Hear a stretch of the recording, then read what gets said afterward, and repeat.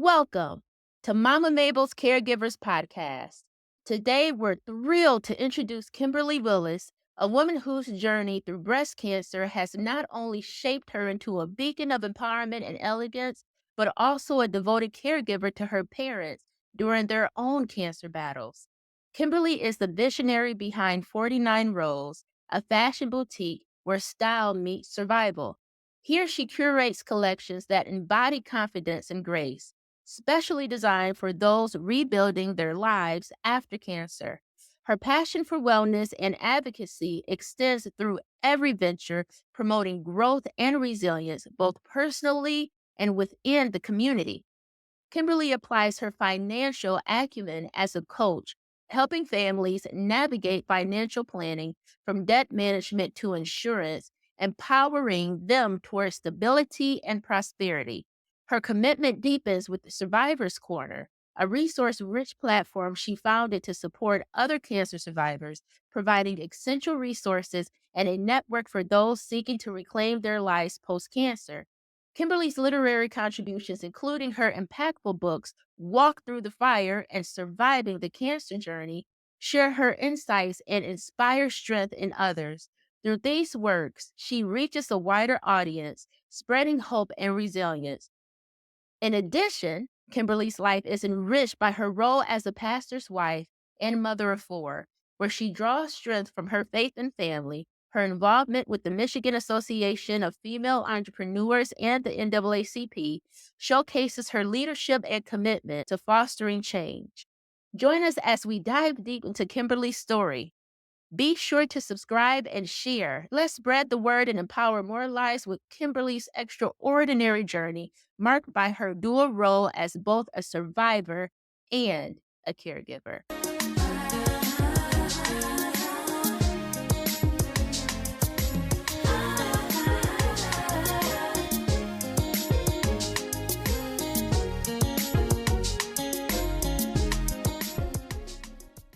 Mrs. Willis, thank you so much for coming on to Mama Mabel's Caregivers podcast. I'm so incredibly honored to have you on. Talking about the topic we'll be discussing today is very close to my heart. We're talking about breast cancer. We're talking about being Right. caregivers to our parents. There are a lot of topics here within this podcast that we will be hitting on. With that said, I like to just dive right into it. Kim, tell me about yourself. Tell me about your upbringing as well as your family background, your relationships with Yes. So parents. I am the youngest of six children. And sometimes I feel like the oldest, though. I don't know if any of the younger people out there feel like that. I never married my husband. He's really Yes, yes. almost like the youngest, too. So, like, we kind of drawn together. But I am a woman of many hats. I am a wife. I'm a pastor's wife.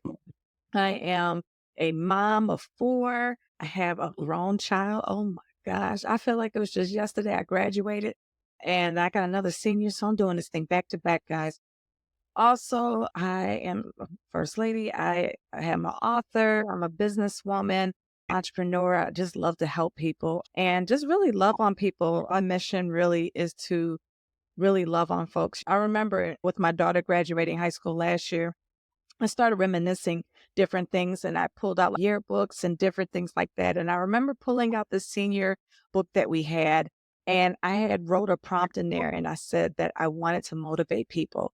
And it blew my mind because at the time I was reading it, I was like, okay, am I doing that? And I'm like, I think I am. So I was like, I totally forgot I wrote that I'm sorry, it was more than 18 years ago. It was over 20 years ago since I've graduated. It's just crazy how you kind of know what you want when you start to go into adulthood. That's beautiful. So, one of Mhm. six, you are the baby of your family and you wear many hats. I can relate to that. Wearing all of the hats that you wear and getting into some of the things that have taken place in your life. Let's take it all the way back when both parents were Mhm. diagnosed with cancer. I believe your father was Right. diagnosed with cancer first. Tell me about that time period. Where were you at in life? What was happening?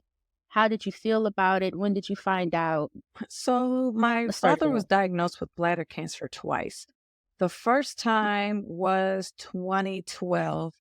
And when that happened, it was so quick. He didn't have to have really aggressive treatment. He just had a surgery. when you have a loved one that has cancer and it's quick like that, you treat it almost like it's a cold or a flu, like it's just an event that has happened. However, the second time that it happened, it was Mhm. after my own diagnosis with stage 3 breast cancer. So I was diagnosed in May of 2017, and my father ended up having his bladder cancer again around September, August of the same year. It hit Mm. different for me because now I have my own journey, and my journey was a lot, you know. I didn't start chemo yet, but I was planning to have 16 rounds of chemo. By this point, I've already had a few surgeries to get the cancer removed and also to prepare for chemo because you got to get a port surgically put in. What made this different from my dad was he didn't want to do treatment again. He was really upset on the first Mm. time when how invasive things were, and they don't like to be sick. So he really was just like, I'm over it. And Right. that made it hard because I'm like, okay, dad. And I said it a few times. I'm like, Dad, I'm fighting. You know, I need you to fight too. And he's like, no, I live my life. So that one was a little different for me Yeah. because at that moment, not only was I fighting for my life, I had to prepare to start grieving. You start looking at things different when your loved one is sick because you don't know how much time you have, even though that you know it's going to be ending soon. Right. So just to cherish the moments, I remember one of the last times I went to my parents' house before he really got sick. He would just start staring at me, and I'm like, Dad, why are you staring at me? And it's just like, I'm just taking it in. And it's just like, "Man, you're messing me up. Why are you doing this right now?" But that's the Yes. beginning of, I won't even say the beginning of the emotions because it really started with my own, but it just started to magnify at that point. Your father was diagnosed the first Mhm. time in two was Correct. he in remission until 2017? Okay, so he was in remission in 2017, but when 2017 hit, that's when the cancer came back. And then within this time frame, you had been Mhm. diagnosed with breast cancer and had already started treatments. Let's go back to that point about when you found out. 2017 was really a crazy year because my grandmother had passed away in February of 2017, and she was 85 years old at the time, when she had passed away. So I was kind of dealing with that. Now, mind you, this also the same month that I felt Mhm. my lump. So I found my breast cancer by self-detection, and I remember feeling this lump and it just wouldn't move. And I'm like, okay, what the heck is happening? I remember that a nurse practitioner told me because I had previous lumps before, and she told me normally if it moves around, it's benign. If it's stiff, normally it's cancerous, but either way, still get, see about it. Talisa, when I tell you that lump would not move, and I mean, I'm trying to do everything, trying to move this thing. And I remember telling my husband, I was in a shower when I discovered it, and I was like, babe, I feel a lump. He's like, no, you fine. We're not claiming that. And I was like, okay. But when I felt that lump, I had this weird feeling in my gut that something wasn't right. But I didn't do anything about it at that particular moment because grandmother just passed away. And that same month, he became pastor of a church. So, he just got the call. So literally Mm. our lives are just starting to go into a whirlwind. And at the time I was a branch Whirlwind. manager at a credit Mhm. union. And, dealing with the shortages of staff, the manager got to do everything. Work was hard. I couldn't necessarily afford to take off. Of course, the job would have supported me, but, being, the sheroes or heroes that we want to be for our jobs because we care about our careers so much, I wanted to make sure I didn't let my team down. But after a few months, I think about April, that's when I was like, okay, it's still here. I need to go see about it. So then that's when I made the appointment. And you know how the medical system is, just because you made an appointment doesn't mean you get seen next week. So it literally took about a month for me to get in there. And then I was diagnosed May 26th. So April, I called. And then I finally, once I got in May, I got diagnosed about 2 days. I'm sorry, I got a call to see the doctor 2 days after my mammogram with a total of 4 days. That's when I was diagnosed with breast cancer. Okay. Now, let's talk about that. Did you go in to see the doctor when you were I did diagnosed, go or in. how did you feel when they said that? Where were you, This is like, going to sound mentally? weird. I kind of prepped myself because everything was weird. I wasn't warranted having biopsies done because one of my other breasts, and in fact, the breast that I was having lumps in previously was not the one I ended up having cancer. It was the other side. And so when I got my mammogram, they was like, "Hey, we need to do a biopsy." I was like, "That's like the same day." I was like, "Okay, that's a little weird." And then the tech started asking, about my history and stuff. So I remember calling another cancer survivor, and this particular woman, as Lady Eileen Pierce, a three-time cancer survivor. She had cancer in different areas. She didn't Mm. have the same cancer, more than once. So I called her and, she prayed with me. I told her that, something feels weird. And she told me, she said, if they call, make sure you have someone with you. So when they called me at my job, Mm. in fact, one of my staff was in my office. And it's just like again, that pit in my stomach. And again, it's like I knew then. She didn't even have to say it because I'm like, she's calling too fast for me to come back into the office. They didn't say I need to get re-imaging or other tests and things like that. So by the time I got to the doctor's office 2 days later, I did bring my husband with me. I was prepared to hear those words. I actually had a smile on my face, and that could have been just nervous vibes. But I remember comforting my husband at that moment because he was visibly upset, and rightfully so, but I was in this protective mode, like, "Babe, it's gonna be okay, I'm fighting," and that's what it is. So, for me, I wasn't as emotional once I got diagnosed, but I started to get emotional after I had my surgery. Then I found I had to have chemo because at first I was diagnosed as stage 2, and then by the time I had the surgery, Okay. they said I was stage 3 and I had to have chemotherapy. That's what broke me because I'm thinking, the way how the type of cancer I had invasive ductal carcinoma. Sometimes I call myself an overachiever with this. I also have DCIS, which is ductal carcinoma in situ. So I have both of those cancers in my breast, and one is invasive and one is not. So, Okay. once I had that surgery, I thought everything was gonna be over. So, I came home and I decided to go to a family reunion trip. Originally, I was not gonna go, but my mindset at that time was, if this is gonna be one of my last trips, I wanna make sure that I make memories for my family. So, after I came back from that, Right. and then the doctor, I went for my follow-up, and then that's when she was like, "It did move over to your lymph nodes," which was under my arm. They took 20 lymph nodes out, 4 of them were positive, and said that I was stage 3 and I had chemo. When I got back to the car, I broke down and I was just like, "What's happening?" I felt bad too because I found out that my husband knew that my surgery, so he's been holding this in for 3 weeks.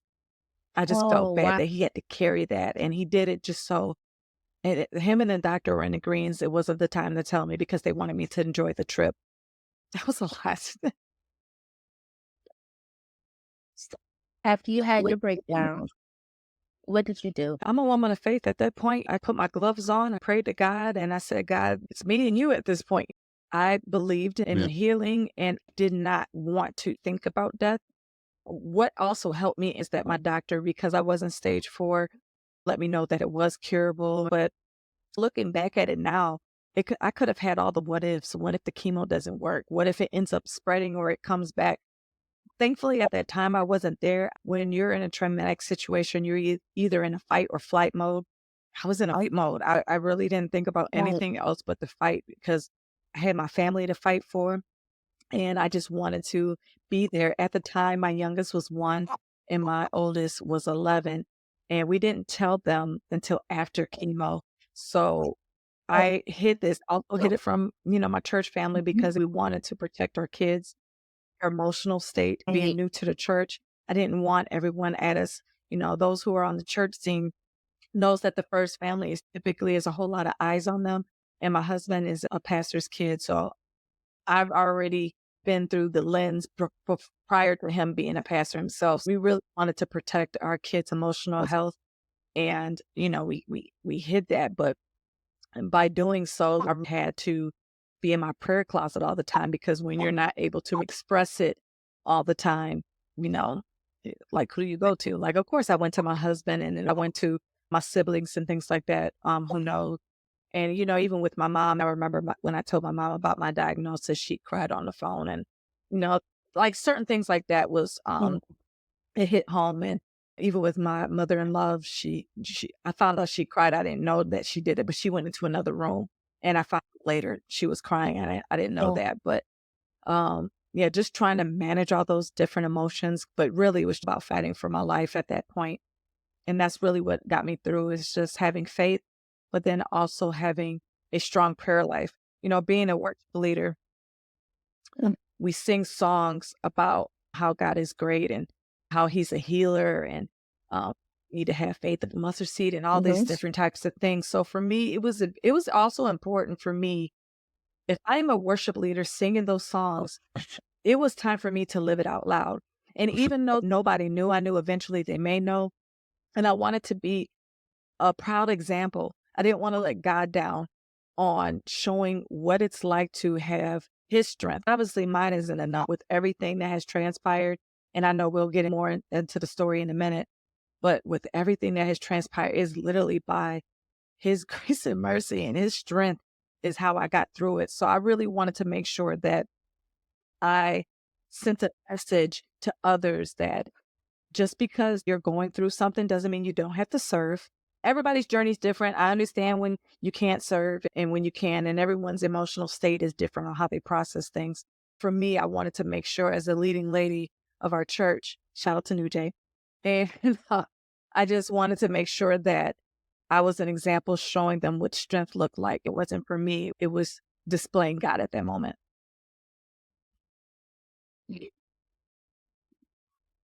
That's beautiful. So, if I'm hearing you, you're saying that when you found out and it really hit, you Hmm. leaned on your faith.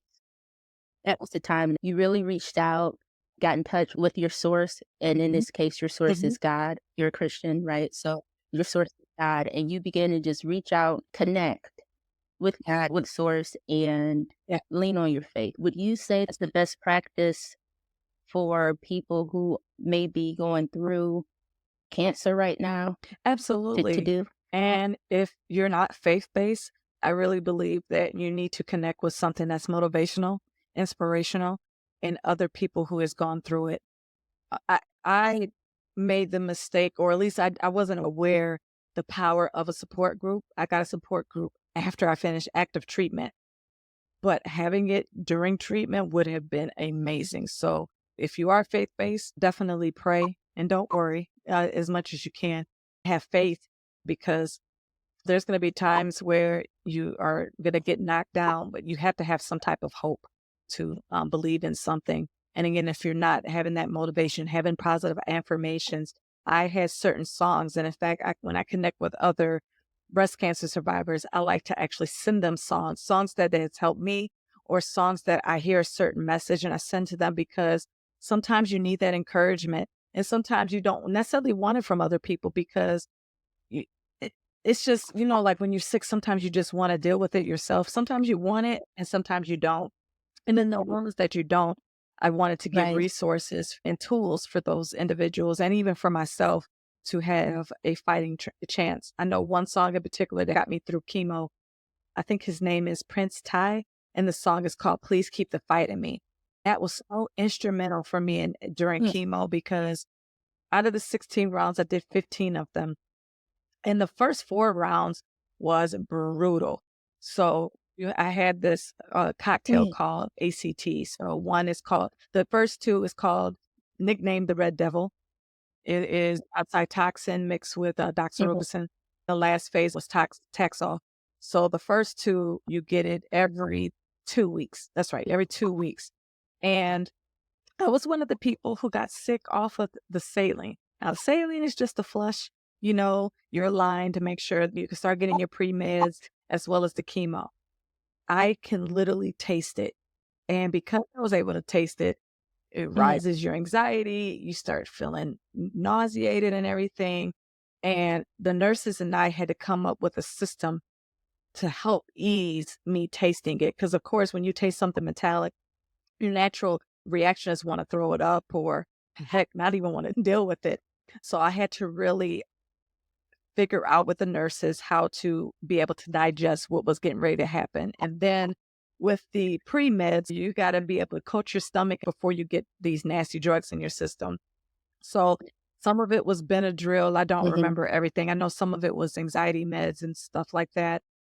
But also with that, I started having restless leg syndrome. So my leg would start kicking out involuntary and all this other thing. I can laugh at it now, but it was just like boop, boop, boop, just moving. There would be times where I was like, okay, you know what? I'm going to start bringing ginger ale. I'm going to start bringing simply lemonade. And to this day, I do not drink simply lemonade, the raspberry flavor, because that was the one that ended up working for me. It reminds me of chemo. Oh. Straight cranberry juice Mm. reminds me of that as well, so I don't even drink that today unless it's mixed with something else. Dealing with all of that, and then I started realizing with my body that having something acidic like pop was making me sick. Trying ginger ale, I would throw up and trying to figure it out. So those first those first 4 cycles was brutal because after the cycle, after about a week after I started feeling well, you have what is called a down day. And that means you have flu-like symptoms a few days after you have your infusion. And I'm just trying to like get it together. And once I started feeling well, I started having anxiety, not looking forward to the upcoming Mm. appointment, just not being able to rest. I was just so jittery because I could taste this chemo going into me, and just knowing what it's about to do to me really just sent me over an edge. I had to end up having to take a anxiety pill each and every time right before and for infusion just to help calm my nerves down because that's how bad it was.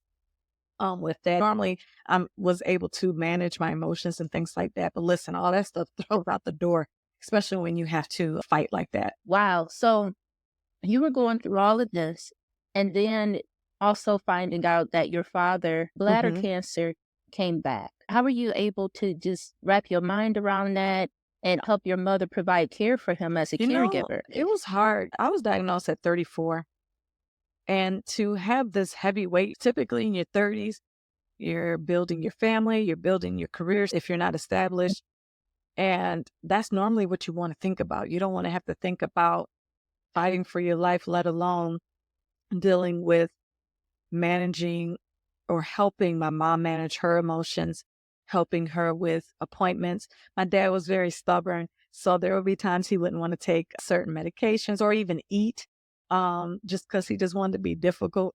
So, you know, those were things that myself and my sisters would try to, or even my brother would try to help my mother with, taking some of that stress off of her, getting my dad to cooperate with different things. If it was going to the doctors or doing something as simple as eating or the simple things, bathing, he just really lost his zeal for life.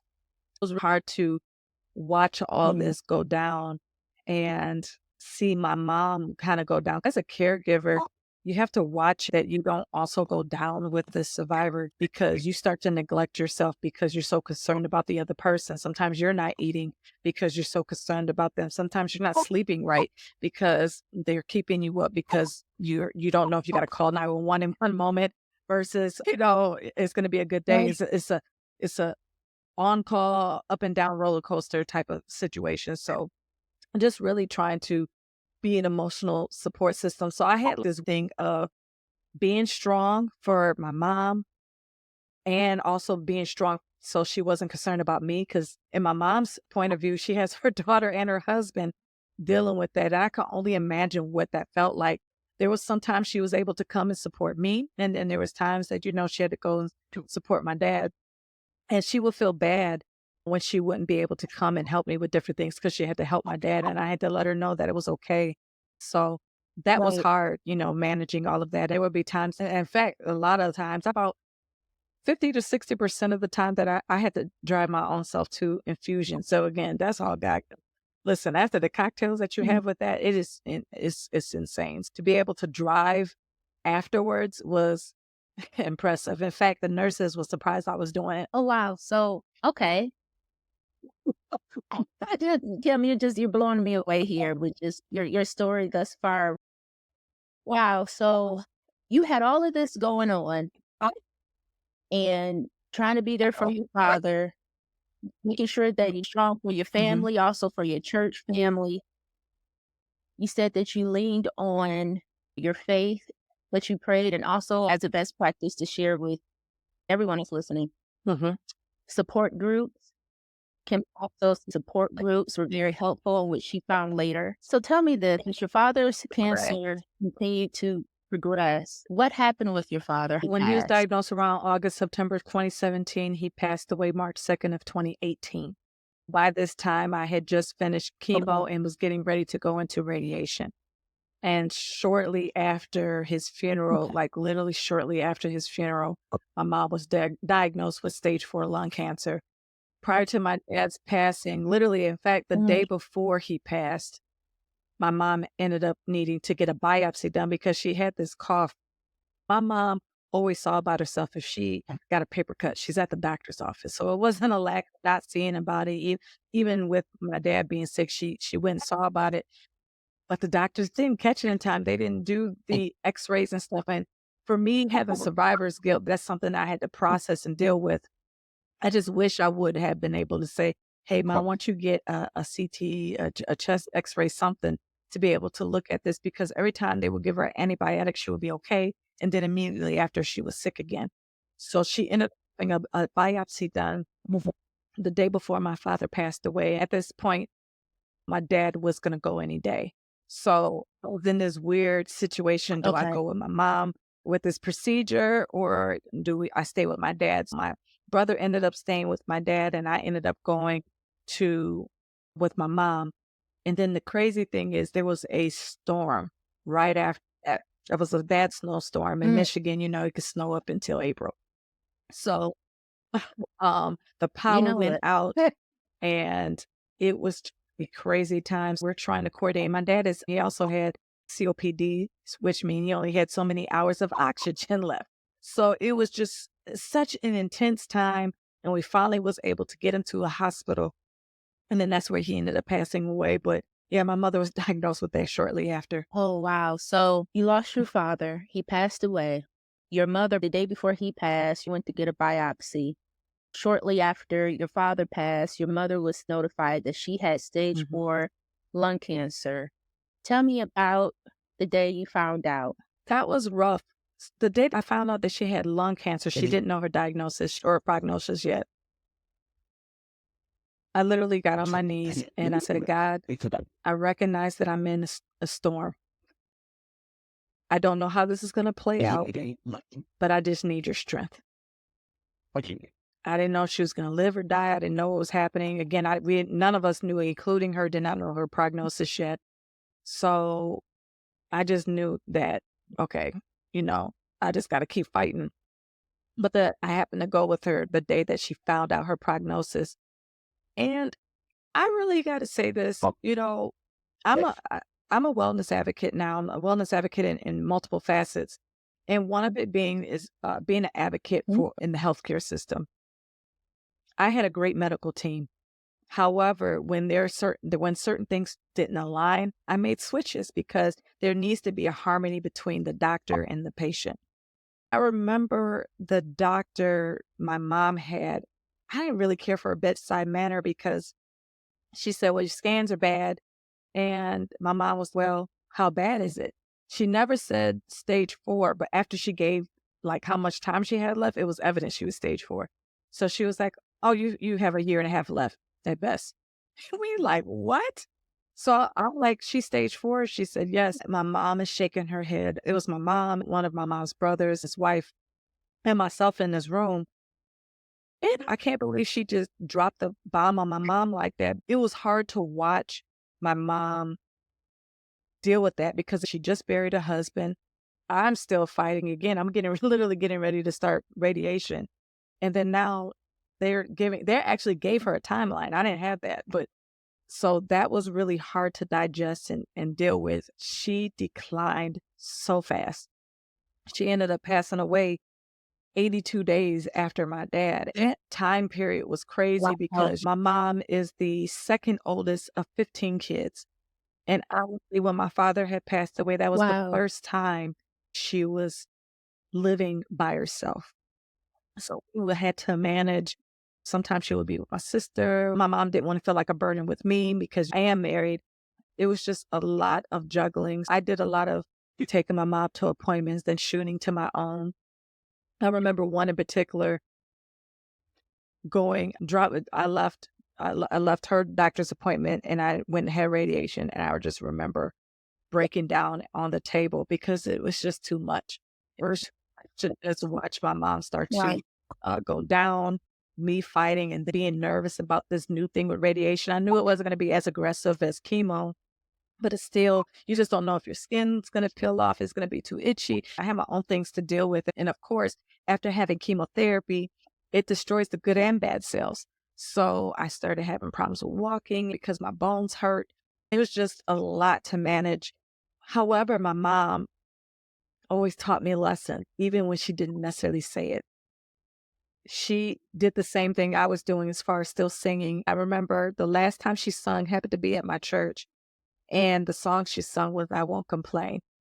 And Yes. she sung it just like always. My mom has always taught me to sing like it's your last time. And that she did. It's a memory that I keep with me dearly because she just showed me that no matter what you're faced with, her strength in God, and even though she was scared and she even told me that she didn't want to die. And I'm like, oh, mom, you're going to be fine. And because I still believe, even though she had that year and a half timeline, I'm like, God's going to pull it through. He's doing it for me. I'm okay so far. He's going to do it for her. And it's like, when it came down to, when you start to be around death, like being a pastor's wife, I'm kind of jaded to funerals because we have to do them all the time. It's like weddings and funerals you have to do all the time. I got to sing at them all the time, help comfort the family. But when it's your own, it hits a little bit different. When someone is nearing death, you start seeing the signs. You start seeing the way how the body sinks in, the death rattles, and all those different things. And I don't want to have too much of an imagery to trigger anybody, but the the day my mom passed, which none of us was prepared for, because again, by the time she got to the hospital, at this point, they gave her 30 days. They gave her a new timeline, 30 days. And I was a whole wreck that, because I'm like, I mean, I thought I at least had a Mm. year. Sorry, I thought I at least had a year. Why are they now saying 30 days? I remember walking into her hospital room because she was only in the hospital by that time. I say about maybe 3 days, about 3, 4 days.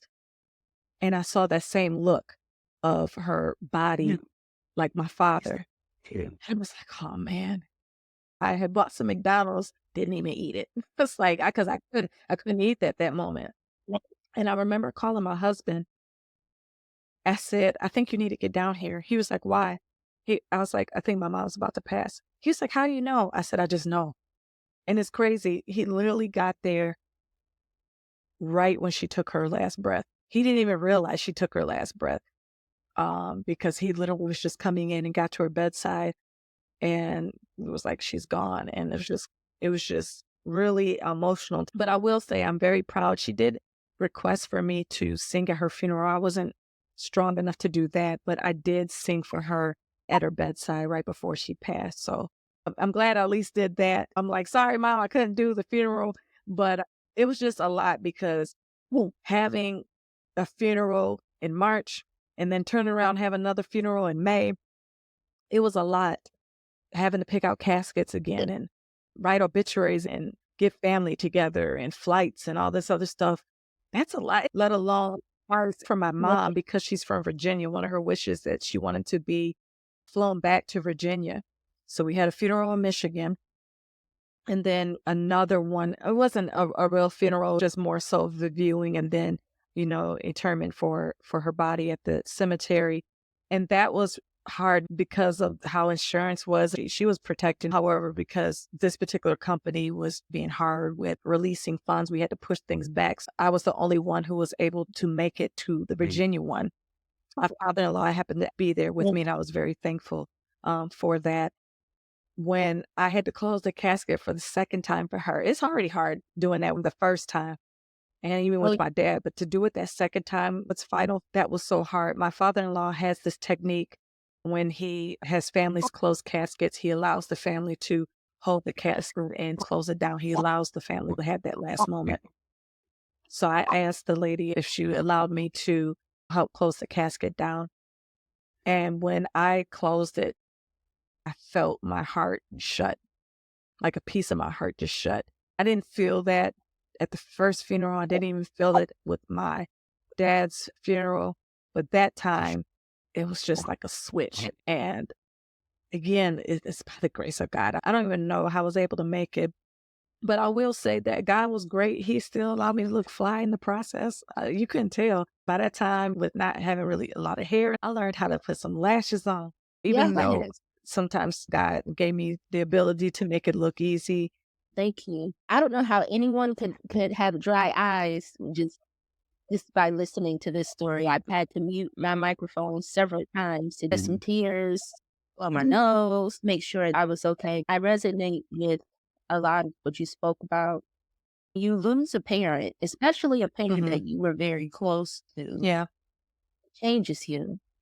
Yeah. Heart truly breaks. Thank you for sharing that part of your story and how you provided care for your mother while continuing to provide care for yourself, being there for your family and your church family.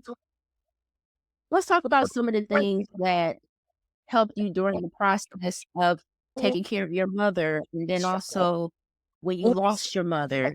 What what are some of the best practices? My husband has been my rock through this entire process. When I lost my hair, he still made me feel beautiful. He took the kids out to play when I was unable to take them places. He took them to events that I was unable to go to. My church family, once they did know after I had chemo, first told our kids, and then we told our church family. They were on it after that, making sure that I was okay and providing food if need be. When my father passed away, our bereavement ministry is amazing at our church. We try to make sure that we go for prayer for the family. We gather all the family members, give them dinner. They did that twice for me. And that second time, I was really emotional because I was like, I just did this. They've been amazing. After active treatment, I found a support group. My pink sisters have been amazing. I had a dual situation with not only being a cancer survivor, but being someone who was young and who had kids. So I had a different Mm. perspective because of that. With me, I didn't have the gene, nor does it run in my family. So it was kind of weird that I had cancer to begin with. And I was trying to find a sense of purpose in this situation. But my family was so supportive. And because of that, I'm able to now be a support for other people. I remember having a down day with chemo, and there was a program on TV about breast cancer.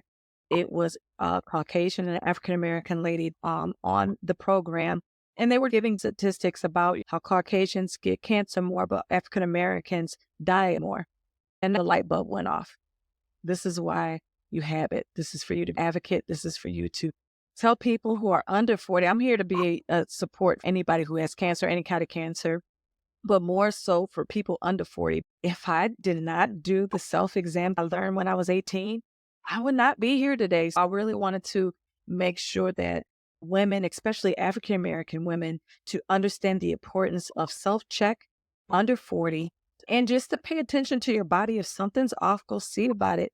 If you're busy at work, figure it out and get to the doctor's office so you don't have a later stage, so you don't have to have all this aggressive treatment and things like that. I just really went on this crusade, and that's how my book came about. I originally made it as a diary for myself, but then it was like, no, I need to give this to other people to provide inspiration and guide to let people know what to expect, because not all survivors are honest about their treatment plans. They don't want to come off as complaining and things like that. So I really wanted to talk about my nails about to fall off, or they did fall off, losing the hair and how I felt with that, or losing weight, or being nauseous, and the different things, the ugly side of things. I wanted to give a guide Right. for the caregivers and the community of people that help support, because you would think that because you have cancer, everybody will rally with you, but that's not the case. You also have to deal with people who are too scared and then they can't handle it, so they back off. And Mhm. you have to process that. "God, this is the I need you. I need you to grow up." Right. When my mother had stage 4 breast cancer, and I've talked about that in other podcasts, she was such a giver. She was so loving. She was so caring. There's nothing that she wouldn't do for people.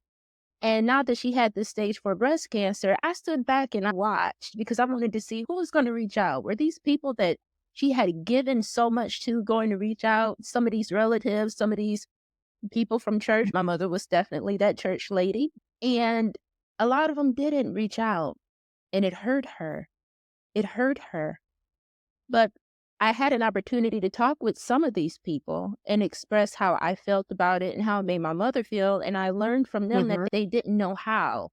So they backed away. If you have a loved one going through any type of medical issues, this is not the Right. time to distance yourself. This is the time to show that person you love Mhm. them that. And what I mean by that is reach out to them, shoot them a text. Hey, thinking about you. You're on my mind, praying for you, sending you love and light. How are you doing Mhm. today? That's free. All of that is free. And all it takes is just a few moments of your time. But doing that will actually help to lift the spirits of the person that is going through. I remember my mother had a best friend, and her name is Gwen. I don't know if she's still alive or haven't been able to find her, but Gwen would sometimes call her. After a conversation with Mhm. her friend, my mom would be on her feet. She had energy. She felt good. She's like, yeah, I just talked to Gwen. And I was just like, wow, one conversation with a best friend that she had since her 20s Mhm. gave her so much light. And until this day, I've been trying to find her just to say thank you for that. Because there's so many who didn't. And because they were scared, they didn't know what to say. And that's all that it Right. takes. A simple call. It check on you. So thank you for expressing that because that is Yeah, incredibly absolutely. I think it's important. important for the survivor to give grace. And even though, yes, you're fighting for your life and dealing with all this different stuff, I think it's very important that a survivor gives someone grace because everyone could have good intentions. They just don't know how. But also, you don't have time for that negative space. So allow that person to Yeah. navigate that. Even if you were there for them and they're not returning it, you don't have time to have that negative situation fester into your heart. So you have to be able to forgive people. And even in my own situation, with the first time that my father had cancer, I don't think I was as empathic to his situation until I ended up getting it. Sometimes it does take for people to go through something themselves for it to hit home. I've learned as a person and as a survivor that everyone's journey is different and everyone processes emotions differently. You can't always judge that. You just pray that they eventually learn from it and get there. Pray that they learn from your situation or their own if they end up in that situation. But it's so important for a survivor not to hold that bitterness from them people. I juggled with making sure that if I want to entertain the relationship again or if I'm going to love them from a distance. So it kind of just depends. I kind of, it's really on their end. If they still wanted to be distant, hey, that's cool. If you want to be close to me, cool. I just had to learn how to be flexible like that because life is too short. And when you're fighting for your life, you just don't have time for all that. That's very deep. And I'm glad you brought that up too, because when you are going through, a person that is going through, you need to keep things as positive as possible, you know, and that actually helps. Being able to laugh, surrounding yourself with love, and doing those kind of things helps more than trying to figure out the reasons why people are Mm-hmm. doing the things that they're doing. That's great that you brought that up for people to Yeah. focus on the positive. Let's talk more about your book. What is the name of your book? When did you start writing it? What led you to publish it? Absolutely. And Thank how you. can people get I have 3 books out. The first one is called Walk Through Fire, and it is my personal journey through cancer. It has devotionals in there because I am a big proponent of, again, motivating people and inspiring them in a dark situation, letting them know there's light at the end of the tunnel. So again, I wanted to have that guide for people to see what cancer is like and how to get over it. That's available on Amazon. You could just type in "Walk Through Fire," or you could go to my website, which is survivorscorner.net. and you can get access to all three of my books. I wrote the first one as I was sick and completed it after my mom passed away. I was in a writing block when my mom got sick. After she passed away and I wrote some more, that's when it felt completed. So that one was in 2018. I think that one, I finished writing in 2018. And then I think I want to say I published it in 2019.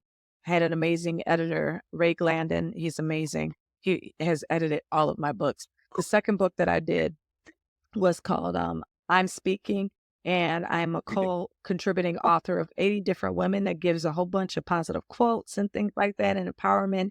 And then my last book is called, look, I'm looking at it to make sure I don't forget because, you get, I feel like the chemo brain still be with me. Plus I'm over 40 now. So it's just a little bit of both. So it's a Surviving the Cancer Journey. And that is really a health guide to be able to help people post-treatment. Because I feel like there's all this literature on people dealing with active treatment, but there's not so much of dealing with it afterwards. And to me, I feel like dealing with the post-treatment of cancer is worse than active treatment because you get all this attention and all this stuff during active treatment. When you're in post-treatment, people start to be like, well, you're healed now. You should be okay. So you got to deal with that. You got to deal with the emotions of that. Also, people start to think that you don't have to take medicine anymore. I'm still on medicine and I got to be on one of the drugs for a good 10 years. And the oncologist may say I have to be on it for the rest of my life.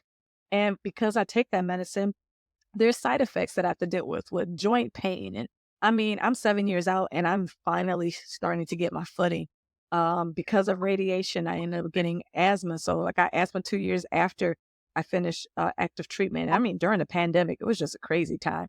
So I wanted to have a book to be able to speak to and encourage those in active treatment. My oncologist was amazing. My oncologist was amazing during active treatment, but we just wasn't necessarily meeting eye to eye with certain things. So I switched oncologists. I love him and I think he's great. And in fact, one of my dear friends who's fighting now, she has my exact same medical team. And I was honest with her. I said, I think it's good to stay with you because again, he was great with, me with active treatment. But I said, for him and I in particular, I had to have ways and I had that conversation with him. I switched my primary and it happened to be, she's a breast cancer survivor because the primary said I should have saw him and he could have helped lessen the diagnosis with cancer. It was just talking outside of his neck. So he had to go. Let me pause right there to the podcast family listening in. And this is a really important information because I've talked about this with other guests on other podcasts that I've had about the importance of advocating for yourself. Tim is talking about the importance of advocating for yourself. It is important that you continue to advocate, that you feel comfortable with the doctors that you have, that you are comfortable with the level of communication that they are giving you. So if you don't have that level of comfortability, let them go. Yeah, Get someone absolutely. else. And to be all the way transparent, in one of my cases that I had, the doctor wanted to have me on an antidepressant. And I understood why, because I mean, losing both of my parents, losing my grandmother, the year I was diagnosed, having a major life event with my husband being a pastor. I had a lot of major things happening at that time. So I was against it because I really, outside of the anxiety pills that I needed to take during chemo, I mean, because that made sense. I was kind of against having drugs because I just didn't want something altering my mind. My husband is a behavioral consultant and he works with those with special needs. And not saying that I had no problem with associating myself in a particular mental space like that, but I just didn't feel the need to do that. I mean, he was on me for years. So I finally got on the particular drug and I just noticed that started having different side effects. My blood pressure went up. I never had blood pressure issues. I started having acid reflux. Again, the only time I had acid reflux is when I was pregnant with my children, who had a lot of hair. And when I told him, I was like, I think it's this drug. But because I was fighting with him for years about being on this drug and not wanting to be on it, he didn't want to listen to me. So I got a second opinion. And I told him I wanted to get off it. So I got a second opinion with an oncologist. And I told him, I said, I want to get off this antidepressant. How can, because you can't just get off it, you got to get weaned off. thought he told me the proper way to do it. Right. Child, when I say I got done with that, blood pressure went down within 30 days. My acid reflux has went down. I Mm, still have it every now and again because I think it already has just did the damage that it needs to do. But it did go down significantly. So yes, absolutely, got to advocate to yourself. But going back to the books, all three of those books you can get on survivorscorner.net, amongst other things on the website as well. yeah. And podcast family, I will have all of this information for you listed in the Please. description of this podcast. So again, all of the information Kim is giving in terms of how to purchase her books and some of the other things that she does for you, which we're about to get into, that will be also in the description. Okay, so that's awesome. I love the fact that you wrote your Mhm. book with others in mind. Like you're sharing your story, but not just to share your story, but it's to share your story to help people. And then even within your book, you share best practices that help you along the way, Mhm. that can possibly help others. Love that. And even the second book you shared that talks about, it has quotes from other women to uplift you, to help you. That's awesome. So Mhm. everything that you're doing is beautiful. I love it. And again, podcast family, make sure you check that out. In addition to that, I do understand that you provide Absolutely. financial So, services. as I mentioned earlier, I was a branch manager at the credit union. So I have over 20 years of experience being in financial services.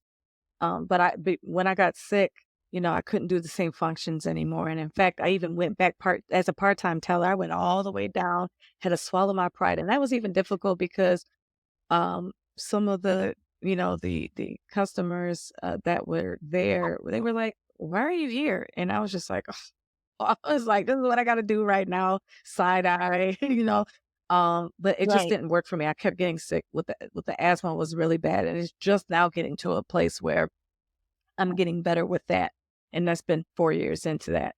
So, I left that and now I am a financial coach. So I work for myself now. I'm able to do it in person and remote.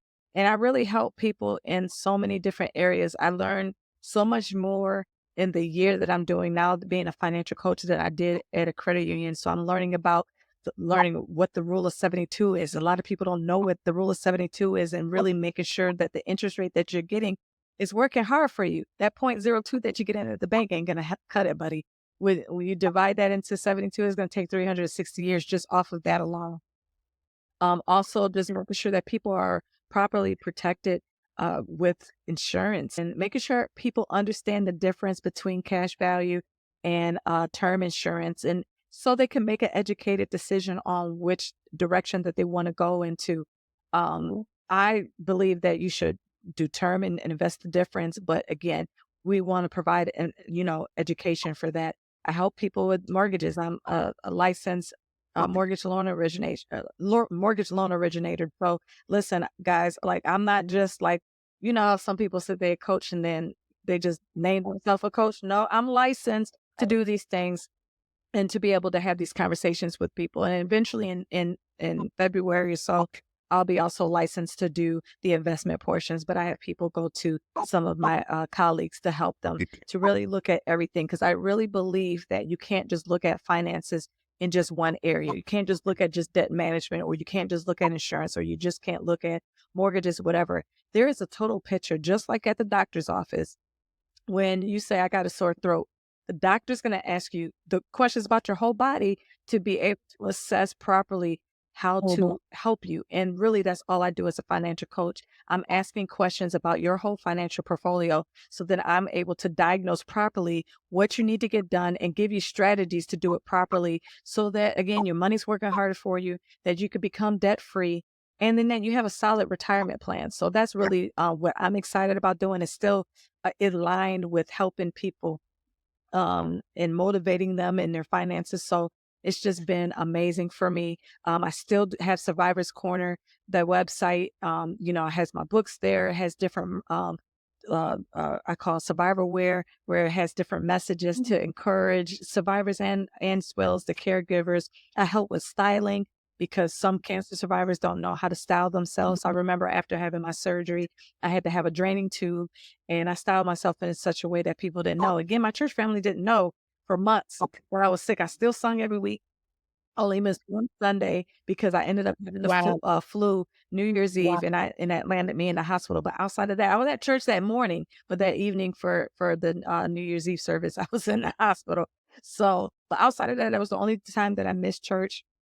And yeah, Your story is incredibly awesome. I like to focus on one of the things that you talked about because I believe everything you said is really important. And this is also important. Life insurance, that's incredibly important. Podcast family, is not only important that you have life insurance through your job. A lot of people have insurance, life policies through their company that they work with. But if something happens to you and you're sick and you exit from that company, a lot of people won't have that life insurance. Then you're put in a situation where you're trying to get life insurance, but then it's really hard to obtain. A lot of insurance companies won't want to provide that for you because you have an illness. So it's better to be absolutely. proactive And than in fact, reactive. a lot of people Mhm. make the group insurance, they make it as their main source when really it's supposed to be supplemental. And in my case, when I left my job, I also lost my life insurance. But thankfully, I had something on the outside. And when you get sick, you can't get insurance, guys. You know what I'm saying? The really having insurance in any form is saying, hey, I'm betting you that I'm not going to use it. And then the insurance company say, I'm betting that you are going to use it. So the closer that you're proving that you are going to use it, it's going to be harder to get the actual insurance. So it's important to have something on the outside. Yeah. And I really want to drive this home for people who are in their 40s, 30s, and 20s, because 20-year-olds think they're invincible. 30-year-olds think that 30s and 40-year-olds really think that they have time. And then 50s and 60s, be like, dang, it's too late and it's expensive. So, you guys, Yes, you yes, need to have at yes. least 10 to 15 times of your income, because life insurance is income protection. So it's more than just your burial. It's Mhm. also to replace income. So if you are married, you lose that income of your spouse. So you want to make sure that you have something in place where the income is going to keep coming in, and then that you're okay. Because if you have a smaller policy that's just covering burial expenses, how are you going to continue to live after that? So it's very important to make sure you have something on the outside, but then also that you have a large enough policy to do the things that you need to do. Beautifully said. And podcast family, all facts, period. And that information, if you would like to work with Mrs. Kim Willis, that information will also be in my description for you. Yes. All right. Well, Kim, you said a lot of great things. I really appreciate you sharing your story. I do want to circle back on Hmm. one more thing. Talked about how you are the first lady or pastor's wife. And throughout the story that you shared with us, you did talk heavily about leaning on your faith and praying, etc. For any of the podcast family that may want to know more about your church and be able to visit or maybe stream, can you Absolutely. share So more shout information out to about my that? church family. It's New Jerusalem Missionary Baptist Church, where my husband is the lead pastor. And you can find us on our website, which is www.newjmbc.org. We have our services every Sunday at 11 o'clock on Sundays. We have our small groups at 9:30. We also have Recharge Bible Study that could be streamed as well as in person. You can go on our website for that. And we stream as well as every Sunday. So we have people literally across the country that tune in, people from Florida, people from Maryland, just everywhere. So we're just thankful of the reach that you were able to provide, just to really just share the goodness of the gospel. So yeah, you can reach us in person in Inkster. Our address is 821 Inkster Road in Inkster, Michigan, 48141. So you can rewind it back so you can get that address again, but I'll make sure I provide it to Talisa as well if you want to come by and see me. And if you do end up coming, please let me know that, you came by this podcast, or even if let me know. Yes, and also podcast family, again, this information will also be in the description, including the streaming information in terms of how to stream a service at the church that Kim is Mhm. the first lady of. Thank you so much again, Mrs. Kim Willis, for being on the show, for taking out this time to share this intricate story.